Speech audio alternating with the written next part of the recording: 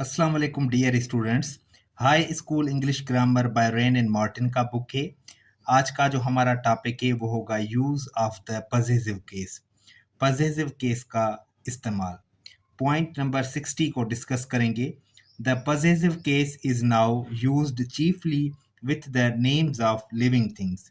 इसका मतलब है ये जो पजेसिव केस है यानी कि एपॉस्ट्रॉफी, ये जो है वो लिविंग थिंग्स यानी कि जो जिंदा चीज़ें होती हैं ना, उनके नेम्स के साथ इस्तेमाल होता है। यानी कि हम एपॉस्ट्रॉफी को लिविंग थिंग्स के लिए इस्तेमाल करते हैं।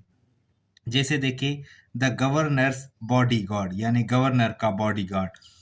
The lions main. मेन का मतलब क्या होता है? शेर के गले की साइड जो बाल होते हैं ना, उसको मेन कहते हैं, यानी कि शेर के बाल। तो अब देखिए, गवर्नर और लायन ये दोनों लिविंग थिंग्स हैं, तो हम लिविंग थिंग्स के लिए एपॉस्ट्रॉफी इस्तेमाल करते हैं। नेक्स्ट पॉइंट को डिस्कस करेंगे। सो वी मस्ट से, हमें कहना चाहिए। अब देखिए, हमने स्टडी किया कि एपॉस्ट्रॉफी सिर्फ लिविंग थिंग्स के साथ इस्तेमाल करते हैं, नॉन लिविंग्स के साथ इस्तेमाल नहीं करते।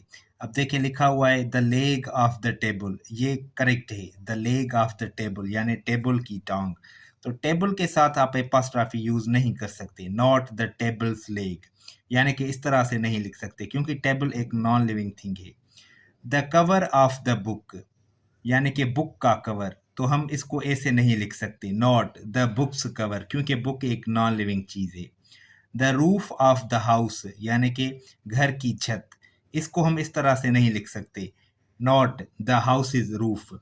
याद रखें, हमने स्टडी किया कि जो एपॉस्ट्रॉफी का इस्तेमाल होता है वो हम नॉन लिविंग थिंग्स के साथ इस्तेमाल नहीं करते। नहीं करते का मतलब ये नहीं कि होता ही नहीं, होता है नॉन लिविंग थिंग्स के साथ, लेकिन कुछ कंडीशंस होती हैं। आइए अब उन कंडीशंस को डिस्कस करते हैं।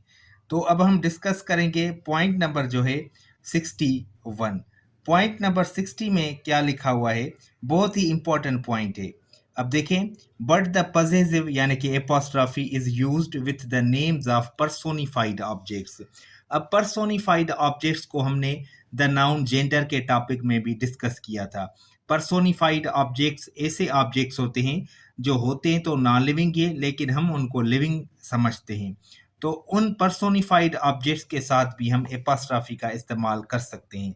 यहाँ पे 5 एग्जांपल्स लिखे हुए हैं। याद रखें, कोई भी मुल्क का जो नाम होता है उसके साथ तो हम वैसे भी एपॉस्ट्रॉफी इस्तेमाल करते हैं। जैसे इंडियाज हीरोज यानी कि भारत के हीरो। नेचर्स लॉज, इसका मतलब है फितरत के कवानीन। अब ये जो नेचर है ये पर्सोनिफाइड ऑब्जेक्ट है, यानी ये है तो नॉन लिविंग, लेकिन हम इसको लिविंग समझते हैं। फॉर्चून्स फेवरेट, इसका मतलब है किस्मत का लाडला।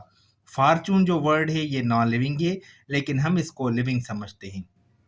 इसी तरह एट ड्यूटीज कॉल, इसका मतलब है फर्ज की पुकार पर।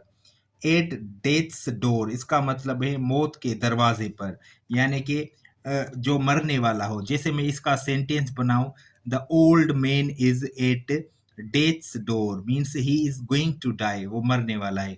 तो अब यहाँ पे देखें, किसी भी कंट्री का जो नाम होता है या ये जो वर्ड्स हैं जैसे नेचर, फॉर्चून, ड्यूटी, डेथ, ये पर्सोनिफाइड ऑब्जेक्ट्स हैं। तो इनके साथ जो हम एपॉस्ट्रॉफी का इस्तेमाल है वो करते हैं। इसी तरह पॉइंट नंबर 62 है, ये भी बहुत इंपॉर्टेंट है। The possessive is also used with nouns denoting time, space, weight और वेट। इसका मतलब है जो पजेसिव केस है यानी कि एपॉस्ट्रॉफी का इस्तेमाल वो हम वक्त, फासले या वजन जाहिर करने वाले इस्मों के साथ भी इस्तेमाल करते हैं। यानी कि कोई नाउन जो टाइम इस्तेमाल वो टाइम को शो करे, स्पेस यानी कि मुफासला या वजन को जाहिर करे, तो हम उसके साथ जो है वो एपॉस्ट्रॉफी का इस्तेमाल करते हैं। अब आइए इनका मैं आपको एग्जांपल्स बताऊं। जैसे देखिए, लिखा हुआ है अ डेज मार्च, यानी कि एक दिन की मार्च। तो यहाँ पे देखिए, डे जो है ये टाइम के लिए इस्तेमाल होता है, इसलिए इसमें एपॉस्ट्रॉफी है। अ वीक्स हॉलीडे, इसका मतलब है एक हफ्ते की छुट्टी, तो वीक भी टाइम के लिए इस्तेमाल होता है।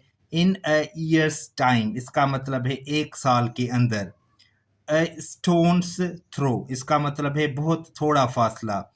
फुट्स लेंथ, इसका मतलब है 1 फुट की लंबाई। अ पाउंड्स वेट, यानी कि 1 पाउंड का वज़न। तो अब देखिए ये जो हमने नाउन्स यहाँ पे इस्तेमाल किए हैं एपॉस्ट्रॉफ़ी के साथ, इनमें कुछ नाउन्स ऐसे हैं जो टाइम को डिनोट करते हैं, यानी कि उसको शो करते हैं, और कुछ स्पेस को और कुछ वेट को। नेक्स्ट पॉइंट है 63, the following phrases are also in common use. ये जो नीचे दिए गए फ्रेजेस हैं, ये भी एपॉस्ट्रॉफी के साथ आमतौर पे इस्तेमाल होते हैं। एट हिज फिंगर्स एंड्स, इसका मतलब है उसकी उंगलियों की नोक पर, यानी कि पूरी तरह याद। फॉर मर्सीज सेक, इसका मतलब है खुदा के लिए, रहम के लिए। टू हिज हर्ट्स कंटेंट, इसका मतलब है दिल भर कर। एट हिज विट्स एंड, इसका मतलब है सख्त परेशान। अ बोट्स क्रू, इसका मतलब है कश्ती का अमला। तो ये आपने फ्रेजेस याद रखने हैं, इनके साथ हम एपॉस्ट्रॉफी का इस्तेमाल करते हैं।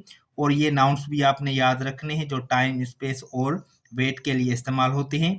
और जो पर्सोनिफाइड ऑब्जेक्ट्स होते हैं उनके लिए भी एपॉस्ट्रॉफी का इस्तेमाल होता है।